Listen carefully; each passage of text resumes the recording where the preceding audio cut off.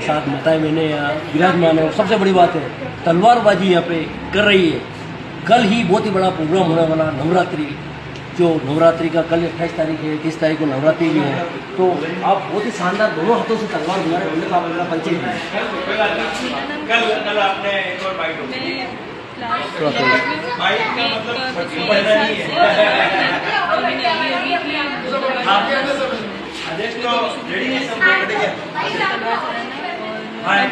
एक आत्मविश्वास हो गया है कि दो हाथ से चलाना अच्छा है और हमारे डिफेंस के लिए बहुत अच्छा है। नहीं, वास्तव में दो हाथ से तलवार चलाना तो डिफेंस की क्यों जरूरत पड़ रही है आज महिलाओं को?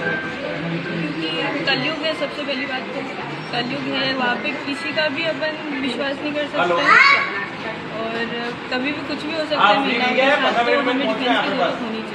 वास्तव में महिलाओं की सुरक्षा के लिए उनको आत्मरक्षा के गुण सीखना बहुत ही जरूरी है। आइए आप भी दोनों हाथों से तलवार बुला, पहले तो आप अपना परिचय दीजिए। मेरा नाम लक्ष्य साहू है, मैं क्लास 12th में हूँ। मैं पिछले 5 साल से तलवार चला रही हूँ। हमने तलवार साथ में ही सीखी थी, बहुत पहले से हर बार नवरात्रि का फंक्शन करते हैं। तो अभी 3 साल ही हुए दो हाथ से चलाते हुए तलवार। हमने वीडियोज़ और इन्हीं से सीखा है।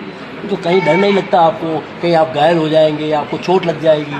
डर लगता था, लेकिन पहले था जब हमने स्टार्टिंग में स्टार्ट किया था, बट अब इतना नहीं लगता क्योंकि वो हाथ में प्रैक्टिस आ गई है उस चीज़ की। नहीं, वास्तव में आधुनिक युग में वास्तव में महिलाओं के सुरक्षा के लिए बहुत सीखना बहुत ज़रूरी है। तो आपने 5 साल तलवार सीख लिया आपने, उसके बाद उसका कहीं इस्तेमाल भी किया है क्या?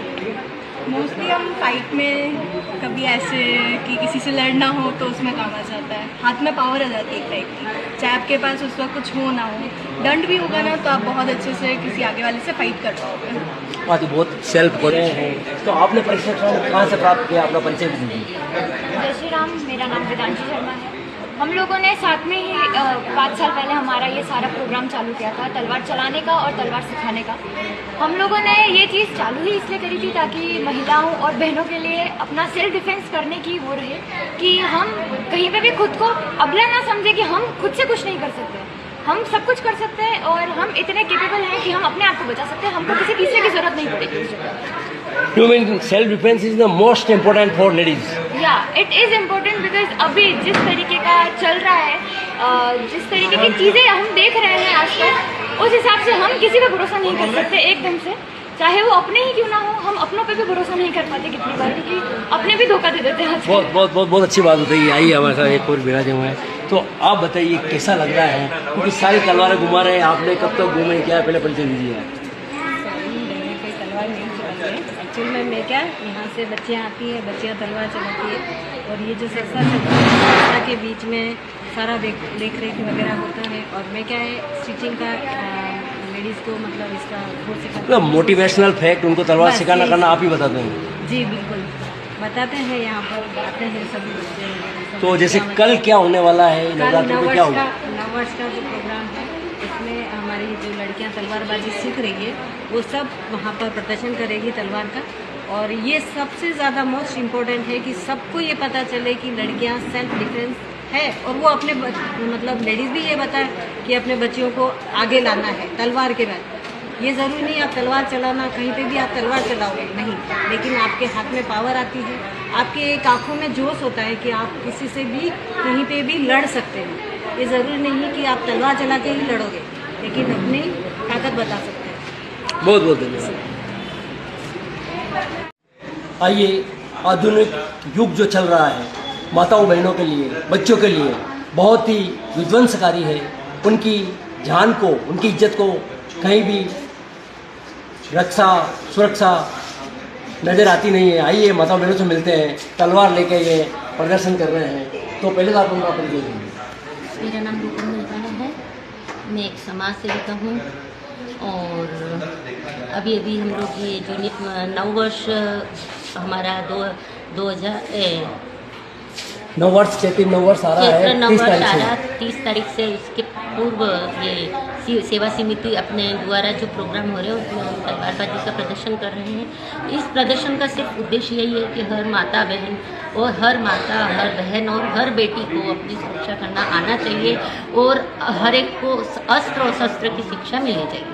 नहीं, वास्तव में शिक्षा मिलनी चाहिए। आधुनिक युग हम देख रहे हैं तो इस अस्त्र आपके साथ छोटी छोटी बालिकाएं भी हैं, वो भी सीख रही हैं, उनको भी आप वास्तव में क्या शिक्षा देना चाहते हैं?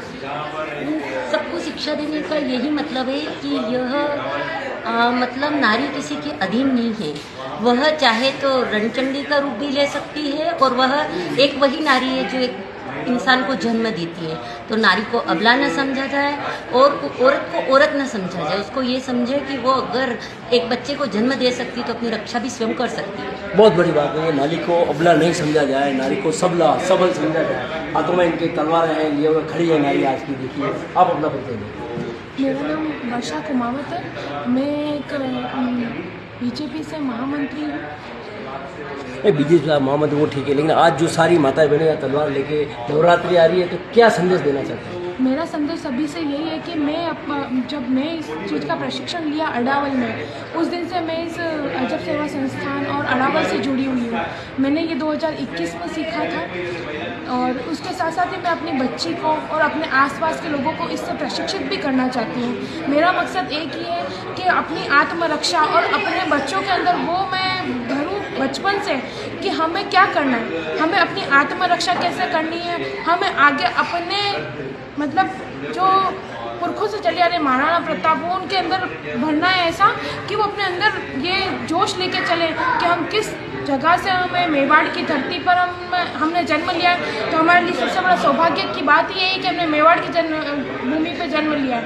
और एक हाड़ा रानी भी हुई थी उदयपुर की, हाड़ा रानी, उनके बारे में उन्होंने अपना सर भी काट के न्योछावर कर दिया। हाँ, तो वो तो सर्वस्व स्त्री जाति के लिए एक उदाहरण है। जैसे कि उनको यूँ लग रहा था कि मेरे पतिदेव मेरे प्यार के वश युद्ध नहीं कर पा रहे, तो उसने उस वक्त अपने मतलब पतिदेव को अपना सर काट के दे दे कि अगर ये चीज़ तेरे युद्ध में मतलब तुम्हारे युद्ध में अगर मेरा चेहरा ही अगर ये बनता है या मेरा प्यार तुम्हारे बेड़ियों का काम करती तो लो मैं तुम्हें अर्पण कर दी हूँ।